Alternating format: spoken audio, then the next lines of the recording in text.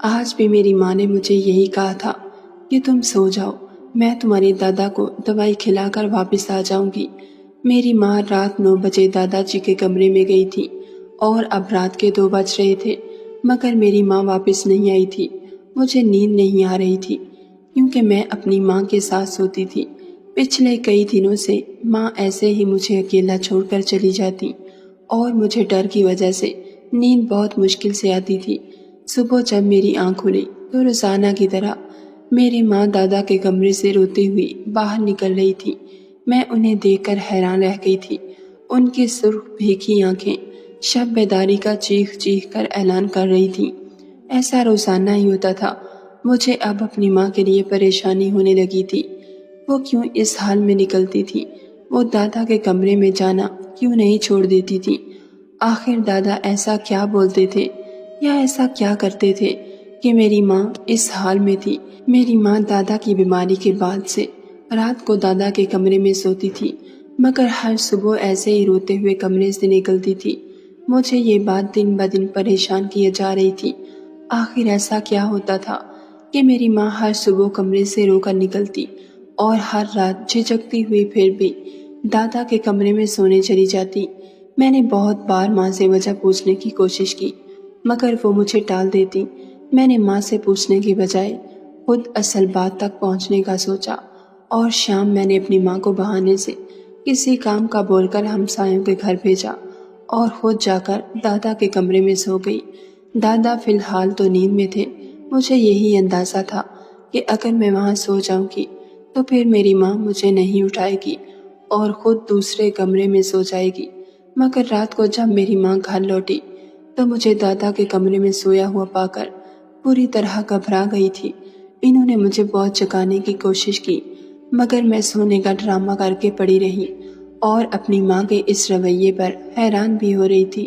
اگر وہ روزانہ دادا کے کمرے میں سو سکتی تھی تو ایک رات میں اپنے دادا کے کمرے میں کیوں نہیں سو سکتی تھی؟ تھک ہار کر میری ماں دوسرے کمرے میں چلی گئی۔ اب یہ بات صرف مجھے اور میری ماں کو پتہ تھی کہ آج رات میں دادا کے کمرے میں سو رہی ہوں۔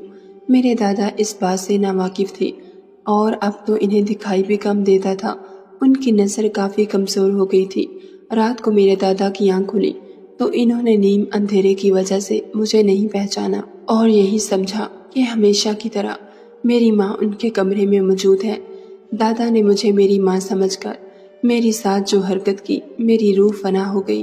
ان کے الفاظ سن کر میں اپنی جگہ سے حرکت نہیں کر پا رہی تھی اور پھٹی پھٹی آنکھیں لیے ساکت سی پڑی ہوئی تھی۔ دادا اپنی جگہ سے اٹھ کر میرے پاس آ چکے تھے اور میں جیسے پتھر بن چکی تھی۔ مجھے دادا کے الفاظ پر اپنی ماں کے لیے رونا آ رہا تھا۔ اپنے دادا کی سنگ دلی پر مجھے ان سے نفرت سی محسوس ہو رہی تھی۔ میرا دل چاہ رہا تھا میں اٹھ کر اپنے دادا کو بتا دوں کہ میں سچ جان چکی ہوں، مگر مجھ میں اتنی ہمت نہیں ہو پا رہی تھی۔ مجھ پر میری ماں کی روتی آنکھوں کا راز ایک ہی رات میں کھل گیا تھا اور یہ حقیقت میرے لیے جان لیوا تھی۔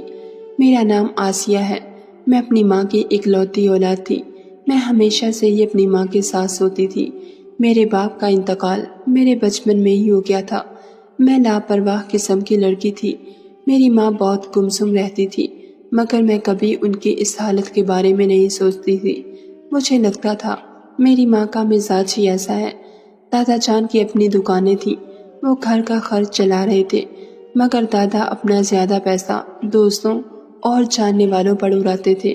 امی سے اور مجھ سے دادا کا رویہ کچھ خاص اچھا نہیں تھا۔ امی اور دادا زیادہ تر بات نہیں کرتے تھے۔ میں چڑچڑی ہونے لگی تھی کیونکہ دادا کے کم خرچے دینے کی وجہ سے میری ماں نے محلے کے گھروں میں کام کرنا شروع کر دیا۔ ماں کی محنت کی وجہ سے ہمارے حالات بھی کچھ بہتر ہونے لگے تھے۔ اماں ہر وقت کچھ سوچتی رہتی، ایسا لگتا تھا ان کے دماغ میں کوئی بہت بڑی جنگ چھڑی ہوئی ہو۔ انہی دنوں دادا کی طبیعت خراب رہنے لگی۔ بڑھاپا ان کی پھرتی پر اثر انداز ہونے لگا تھا۔ جوڑوں کے درد سے اکثر ان کی حالت خراب رہنے لگی تھی۔ انہیں اکثر ہی بخار ہو جاتا۔ اچانک سے ہی ان کی صحت گرتی چلی جا رہی تھی اور اب وہ اکثر گھر میں پڑے رہتے۔ ان کی محتاجی کی وجہ سے ماں سب کام چھوڑ چھاڑ کر ان کے خدمت میں لگ گئیں۔ دکانوں کے کرائے سے دادا کی بیماری کا علاج ہو رہا تھا۔ میں گھر کے باقی کاموں میں تو ماں کی مدد کروا دیتی، مگر صبح کا ناشتہ ماں اکیلی بناتی تھی کیونکہ میں دیر سے جاگنے کی عادی تھی۔ دادا کی حالت مزید خراب ہو چکی تھی، وہ نہایت کمزور سے ہو گئے تھے، جس کی وجہ سے ان کا اٹھنا بھی محال ہو گیا تھا۔ ایک رات دادا کی طبیعت بہت خراب ہو گئی۔ ہم صبح اٹھے تو وہ بخار سے جلتے نیم جان ہو چکے تھے۔ محلے والوں کی مدد سے ہم ماں بیٹی انہیں ہاسپٹل لے گئے اور پورا دن ان کی حالت بہتر ہونے میں لگ گیا۔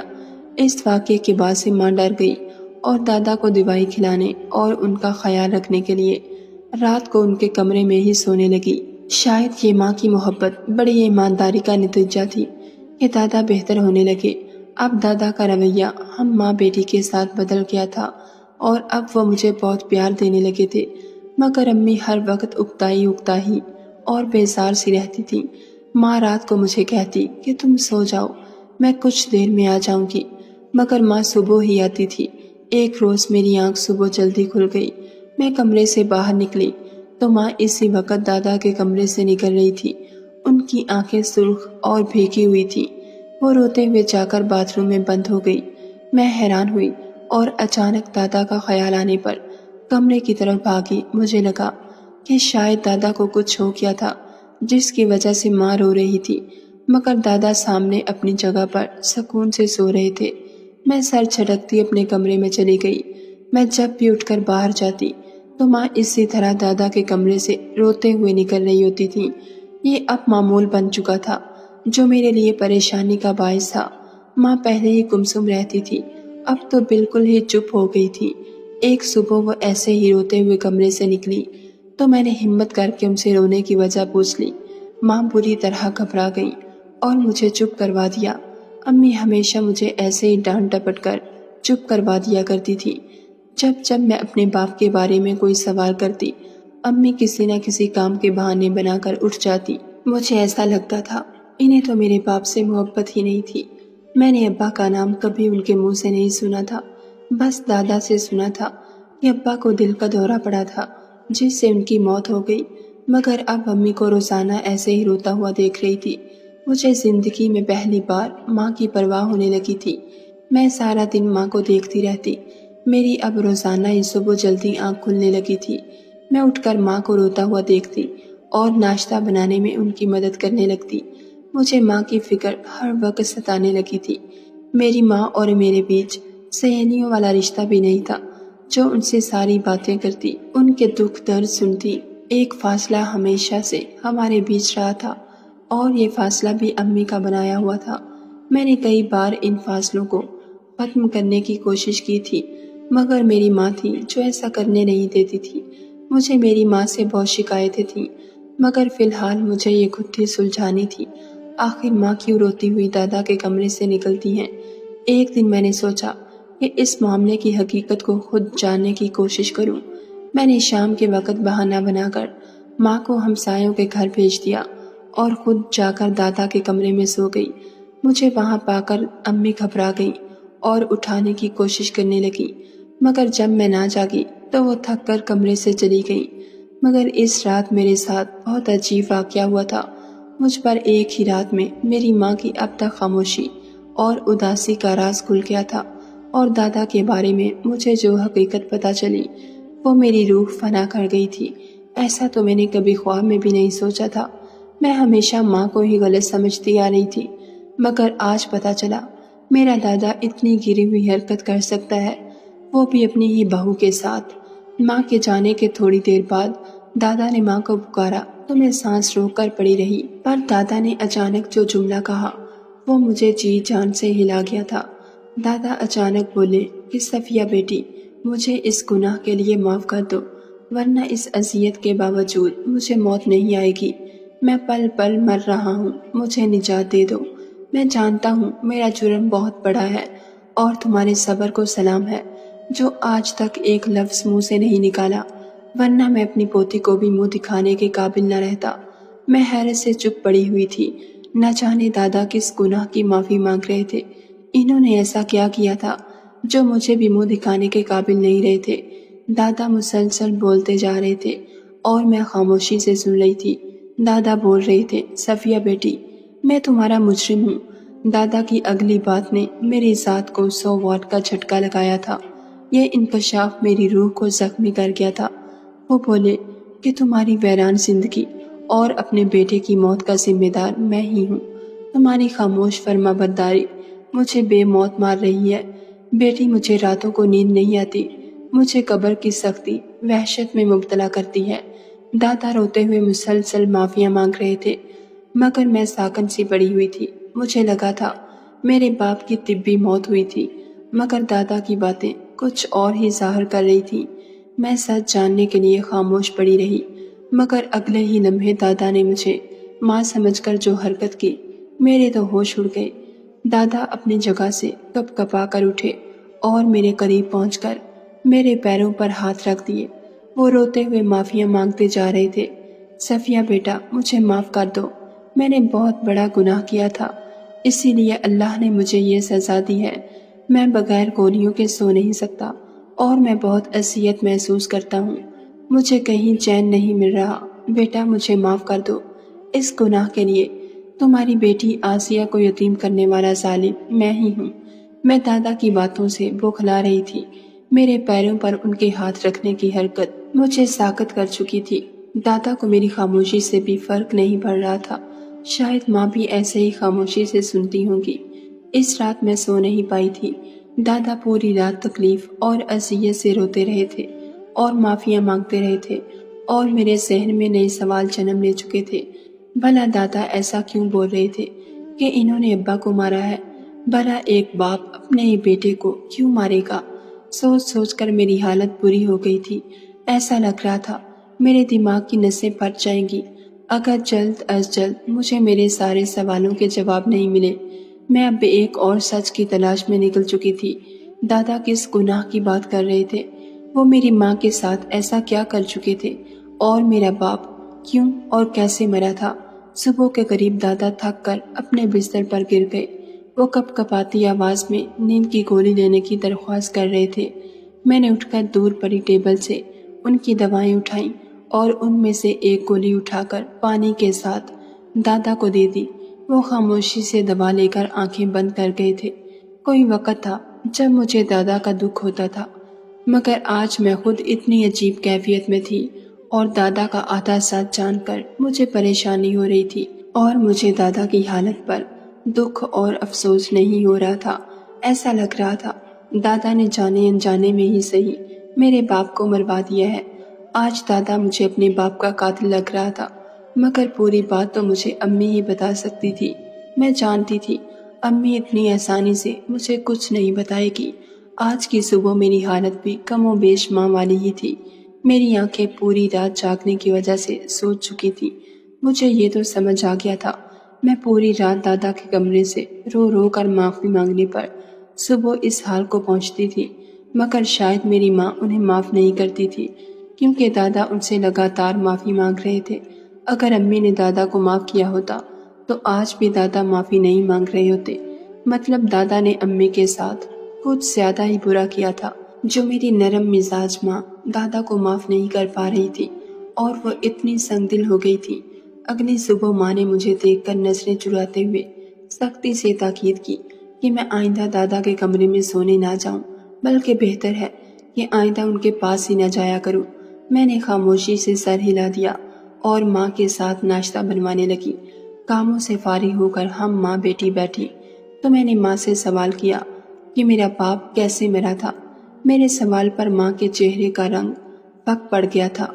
वो हैरान होकर यहाँ वहाँ देखते हुए बोली कि अल्लाह ने बस इतनी ही जिंदगी रखी थी उनकी। मगर मैं माँ के जवाब से मुतमईन नहीं हुई थी। मैंने जिद करते हुए माँ से सवाल किया और कहा कि मैं दादा की रात भर मांगी जाने वाली माफियों की वजह से आधा सच जान चुकी हूँ। मुझे पूरी सच्चाई जाननी है। मैंने माँ के आगे हाथ जोड़ते हुए मिन्नतें की कि मुझे पूरा सच बता दे, क्योंकि मेरा दिमाग इस आधी बात को गलत मतलब ले रहा था। मैं अपने दादा और माँ के बारे में कुछ उल्टा सीधा नहीं सोचना चाहती थी। मेरी बात पर अम्मी मुझ पर गुस्सा हुई और चुप करवाना चाहा, मगर आज मैं भी बज़िद थी। मैंने जब माँ से जिद की तो माँ मेरे अल्फाज पर बौखला गई और बोली कि वो नहीं चाहती कि मैं दादा से नफरत करने लगूं। जिंदगी में जो होना था हो चुका है और अब मैं मजीद उन्हें तंग ना करूं, मगर मैं बस ये थी कि मुझे पूरा सच बताया जाए। माँ मुझे टालती रही और इसी टाल मटोल में 2-3 दिन गुजर गए थे। मेरा दिमाग हर वक्त दादा की बातों में ही अटका रहता था। माँ के मुंह से सच उगलवाने के लिए मैंने भूख हड़ताल की और 2 दिन कुछ न खाने की वजह से मैं 2 दिन में ही सालों की बीमार लगने लगी, क्योंकि मैं पहले से ही कमज़ोर और दुबली पतली थी। आखिरकार मेरी माँ मेरी ज़िंदगी के आगे हार मान गई और मुझे अपनी ज़िंदगी की तल्ख कहानी सुना डाली। माँ की कहानी सुनकर मेरी आंखें भर आई थीं और अपने दादा की इतनी गिरी हुई शख्सियत के बारे में जानकर मेरा दिल भर आया था। इन्हें अपना दादा कहते हुए भी मुझे शर्म आ रही थी, जो मेरी माँ के लिए अज़ियत का बाइस बना और मेरे बाप का कातिल था। वाकई मेरी माँ का सब्र उनको मौत से पहले इतनी अज़ियत देने की वजह बन रहा था। माँ ने बताया कि उनकी और मेरे बाप की पसंद की शादी थी। दादी जिंदा नहीं थी और मेरे दादा हमेशा से ही अपनी यतीम मस्कीन भतीजी का ब्याह अपने बेटे यूनुस से करना चाहते थे। दादा की भतीजी दादा के पास ही रहती थी। वो चाहते थे वो सारी जिंदगी उनके पास ही रहे, मगर मेरा बाप मेरी माँ से शादी करना चाहता था। मेरे बाप की बहुत ज़्यादा जिद और लड़ाई झगड़े की वजह से दादा हार मान गए और मेरे माँ बाप की शादी करवा दी। मगर पहले रोज से ही दादा ने कभी माँ को बहू तस्लीम नहीं किया था। वो हमेशा बहाने बहाने से उन्हें जलील करने की कोशिश करते, मगर माँ मेरे बाप की खातिर सब खामोशी से सहती रहती थी और जुबान पर कभी शिकायत नहीं लाई। उनकी सारी ज्यादतियाँ खामोशी से सहती रहीं। इन्हें सख्ती और नाराजगी वाले दिनों में ही मेरी माँ को माँ बनने की खुशी मिल गई। मेरा बाप और माँ दोनों खुश हो गए थे और दादा बजाय खुश होने के मजीद गुस्से में आ गए। दादा की भतीजी ने भी हर मुमकिन कोशिश की कि मेरी माँ की औलाद ना हो सके, मगर मैं अपने वक़्त पर दुनिया में आ गई थी। मेरे आने पर मेरे अब्बा बहुत ज़्यादा खुश थे, मुझसे बहुत प्यार करते थे। दादा और उनकी भतीजी की चालें अपने अरूज पर थीं और मेरी माँ मेरे साथ मगन रहने लगी थी। मेरी माँ को मालूम नहीं था कि उनका ससुर इस हद तक गिर जाएगा। अभी मैं चंद माह की हुई थी कि दादा और उनकी भतीजी ने मेरी माँ के किरदार को मेरे बाप के सामने मशकूक बनाने की कोशिशें शुरू कर दी। वो मेरी माँ के फ़ोन पर रॉन्ग नंबर से कॉलें करने लगे और फिर घर के दरवाजे पर हर दूसरे दिन एक नया मर्द खड़ा नजर आने लगा था। मेरा बाप मुसलसल ऐसी हरकतों पर मेरी माँ से सवाल करने पर मजबूर हो गया था। माँ ने परेशानी में उन्हें सच बताया था कि वो किसी मर्द को नहीं जानती। मेरे बाप को उन पर एतबार था, तभी खामोश हो गए थे, मगर ये बात अब बहुत बढ़ चुकी थी। मर्द अब घर के अंदर भी आने लगे थे। एक रोज़ मेरा बाप काम से लौटा तो उनके कमरे में माँ के पास कोई मर्द मौजूद था। माँ खुद भी अचानक कमरे में आ जाने वाले गैर मर्द से घबरा चुकी थी। अभी वो कोई सवाल करती कि मेरा बाप पहुंच गया। अपनी आंखों से अपनी बीवी को किसी गैर मर्द के साथ देखकर मेरा बाप बर्दाश्त नहीं कर पाया था और वहीं दिल पकड़कर जमीन पर गिरता चला गया। उनको दादा जल्दी में डॉक्टर के पास ले गया, मगर डॉक्टर ने कहा कि हार्ट अटैक इतना शदीद था कि इसी में मेरा बाप जान से हाथ धो बैठा था। दादा और उसकी भतीजी की चाल उलट हो गई थी। मेरे बाप ने बजाय मेरी माँ को धक्के देकर घर से निकालने के, वो खुद ही खामोशी के साथ दुनिया से मुंह मोड़ गया था और घर में मातम मच गया। अम्मा को बार बार गशी के दौरे पड़ते। मेरे बाप की मौत के बाद दादा को चुप लग गई थी। जवान बेटे की अचानक मौत से वो बौखलाए बौखलाए फिरते थे और रातों को उठकर चीखने लगते। उनका ज़मीर उन्हें अंदर ही अंदर मार रहा था। उनकी भतीजी भी पागल हो गई थी और माँ हमेशा के लिए गुमसुम सी हो गई थी। वक्त गुजर गया था। दादा ने माँ को उनके हाल पर छोड़ दिया था और भतीजी का इलाज करवाकर किसी समझदार मर्द के साथ ब्याह दिया था। इस सब में सबसे बड़ा नुकसान मेरी माँ का हुआ था। उनकी बेटी यतीम हो चुकी थी और वो जवानी में बेवा होकर बैठ गई थी। दादा को अपनी बीमारी के दिनों में माँ के सब्र और अपनी ज्यादती का शिद्दत से एहसास हुआ था। मेरी माँ ने मेरे बाप से अपनी मोहब्बत का सबूत दादा की बीमारी में उनका ख्याल रख कर दिया था। दादा अब रोज़ाना माफ़ियाँ मांगते थे, मगर माँ उन्हें माफ़ करने का ज़र्फ नहीं रख पा रही थी। इन्हें हर बार दादा की माफ़ी पर अपने शौहर का मरा हुआ चेहरा याद आ जाता। امی نے مجھے کہا تھا کہ آسیہ بیٹی، میں چاہتی ہوں کہ میں اس آدمی کو معاف کر دوں جو موت کے دہانے پر کھڑا اپنے آخری دن گن رہا ہے، مگر میں چاہ کر بھی اتنی اعلیٰ ظرف نہیں بن سکتی۔ انہوں نے اگر میرے شوہر کو گولی مار کر قتل کیا ہوتا تو میں انہیں شاید معاف بھی کر دیتی، مگر جو حرکت تمہارے دادا نے کی تھی، شاید دنیا میں کوئی باپ اپنے بیٹے کے ساتھ ایسا کرے گا۔ وہ بہو کی نفرت میں اتنے آگے چلے گئے کہ یہ تک نہ سوچا میں ان کے بیٹے کی عزت ہوں، میرے کردار پر کیچڑ اچھالیں گے تو چھینٹے ان کے بیٹے پر بھی پڑیں گے۔ انہوں نے ایک بار بھی نہ سوچا کہ ان کے بیٹے کو کتنی تکلیف ہوئی ہوگی۔ آج بھی مجھے یونس کا چہرہ، ان کی آنکھیں یاد آتی ہیں۔ ان کے چہرے پر میری بے وفائی کا ڈر تھا۔ ان کی شکایت کرتی ہوئی آنکھیں مجھے اپنے سسر کو معاف کرنے نہیں دیتی۔ یونس اس وقت کتنی تکلیف میں تھے، انہیں لگ رہا تھا میں نے سچ میں ان سے بے وفائی کی ہے اور وہ یہ صدمہ نہیں سہ سکے۔ مجھے کچھ بولنے کا اور اپنی صفائی کا موقع نہیں دیا گیا تھا اور ایسے ہی ناراض ہو چلے گئے تھے اور میں زندہ بچ گئی۔ اب ہر رات تمہارے دادا معافی مانگتے ہیں۔ وہ لڑکی تو اپنے شوہر اور بچوں کے ساتھ خوش ہے جس کے لیے تمہارے دادا نے اپنا، میرا اور تمہارا اتنا بڑا نقصان کیا ہے۔ وہ آج تک تمہارے دادا کو ملنے نہیں آئی۔ میں اس دن سے اذیت میں ہوں اور یونس کے سینے میں اٹھتا ہوا درد میں اپنے سینے میں محسوس کرتی ہوں۔ امی کی باتیں سن کر مجھے لگ رہا تھا میرا دل درد سے بھر جائے گا۔ تبھی میں نے امی سے کہا، آپ کیوں دادا کے ساتھ رہتی تھی؟ آپ یہ گھر چھوڑ کر کیوں نہیں گئی؟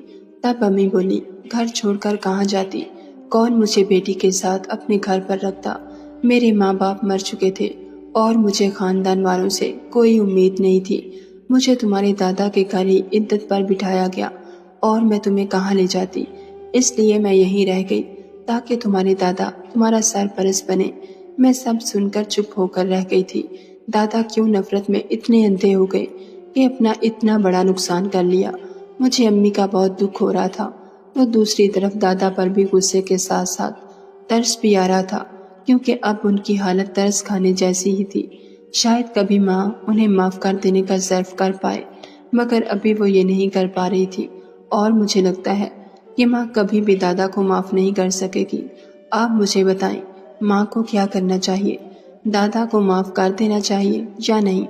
کمنٹ سیکشن میں اپنی قیمتی رائے سے ضرور آگاہ کیجیے گا۔